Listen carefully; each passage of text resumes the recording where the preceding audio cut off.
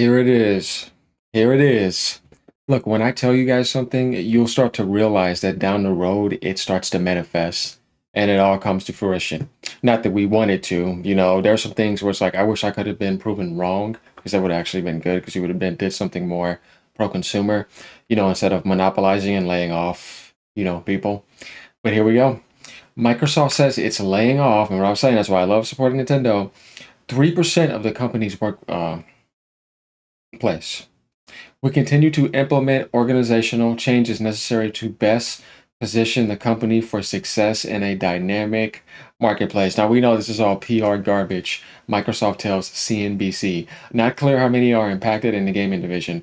Oh, you don't think that's where that's mainly at, considering that they have so many staff members that they don't know how to organize all that, and it's too much. And I told people when they're going to get all that. Even Sean Layden said, I hit my limit with like a certain amount of teams. They have like double that. I don't see how they're going to be able to manage all that. Uh, and this is now, y'all, 6 quarters in a row where they did layoffs. And we're not talking about like 50, no, we're talking about thousands and thousands of people. This, this is what I've been telling people. Okay, so another reason why this is bad, because this is going to this is definitely affecting Xbox and what Microsoft's going to be doing with their future development for the monopolizing they're doing, is that it's leading to more AI slop. Because all those layoffs, oh yeah, the AI is going to be doing the work. I even saw a comment right here. More AI. Get ready for even worse Call of Duty filled with AI bundles. Game-breaking updates with a non-functional anti-cheat. He's so right about this. See, this is the thing, because look, we need to talk about this because I don't know if people remember this video, right? And I have it ready here because I was literally talking about why this is also terrible, why this is not good. We're going to get into the article here too, but let's get to this video real quick with Phil Spencer. Right here, a couple months ago, it said Microsoft they were introducing the Muse AI, our first generative AI model designed for gameplay ideation, right? And this is terrible, right? Because we know that this means soulless slop, right? Like a Valve. So going down here, look at this dislike ratio, 2.7K dislikes, 582, and it's unlisted. They never even launched this, but somehow people found it. It had 29K views, and people just hated it because they know what AI and Microsoft means. Definitely a soulless company that is not creative, that despises and monopolizes. It's not good. So that means that the future of replacing and laying off and having all those companies is massive AI slop production. This is what some people fear, and I'm telling you guys. And that Game Pass will have a lot of content, but it's going to be a lot of mid AI content. And every once in a while, good games like like Doom dropping and stuff like that. And they got their Call of Duty for the holiday, but everything that people supporting it will lead to AI slop. Let's take a look at this, and let me give you an example of what I mean. Exciting news came out about work that our teams are doing on the world human action model. So Katya and Dom, Katya from our Microsoft research team, Dom from Ninja Theory, we're here to talk about this interesting work and how it impacts our kind of future in research, our future in game development. It's also interesting to note that this model was just published on Azure Foundry. The weights for the model were just published on Hugging Face because we want to make sure that the industry of creators and researchers are able to engage with this work and we can all learn together. We definitely look at this work as a unique opportunity to kind of leverage the intersection of art and science, which is what video games are, to grow with the creator community. That's what these tools are. No, but that's not what they're doing, and it's actually going to kill art because the human art has emotion in it, and it's real and all that. The AI doesn't have a soul. You see what I'm saying? So no. And of course, he's pushing this along with Nadalia and all them as well. So if you ever hear about that's just AI slop, that's what they mean, and this is happening a lot. And another reason why, an example of why it's bad, is just PC NVIDIA DLSS, right? What NVIDIA's been doing, because people keep on using it, they're not optimizing games. It's not like you're getting really good optimized games like you were before, but no, the AI is coming in and just giving them a huge shortcut, and they're launching it. And then when you turn off all that, you realize the developer did not optimize the game. That's what I mean. And how often are we seeing that? This is where AI is just not good. AI can be good if you use it the right way, but when we see this pattern of laying off and massively monopolizing, cannibalizing, actually more human development and AI integration, because you can't handle a manager staff either, and also you want to cut and get more profit and feed the AI when you're already $1 trillion company. You see these anti-consumer moves they do. This is the things that I'm trying to tell you guys. But if you only look at Game Pass, you're not going to see that. And there's nothing wrong with Game Pass. I love it and I will continue to use it. It is the best thing in gaming. But it doesn't have the best games. But still, though, if we look and you just listen to what I'm saying, you will start to see how why people do not want Microsoft to monopolize sometimes, and why they do not want them to get their hands on things. I know we like the Game Pass benefits, but we need to also see that what moves are they doing? Is it going to damage or help the industry? Like I said, this is 6 quarters, meaning 3 months is a quarter in the fiscal year in a row where they have done layoffs. So we know what's happening. They're showing the AI. They're just giving you they're painting the picture. I'm catching on and getting all the clues.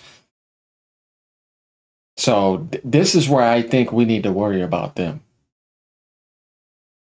But like I said, if you have Game Pass, depending on, the price of it in the future, because I'm telling you, it's not going to stay at 20, it's going to go up. Even if they do a little bit, like I think if they do it, do like $22 and then like 24 and then 25 or something like that. Don't do 5, but maybe they might.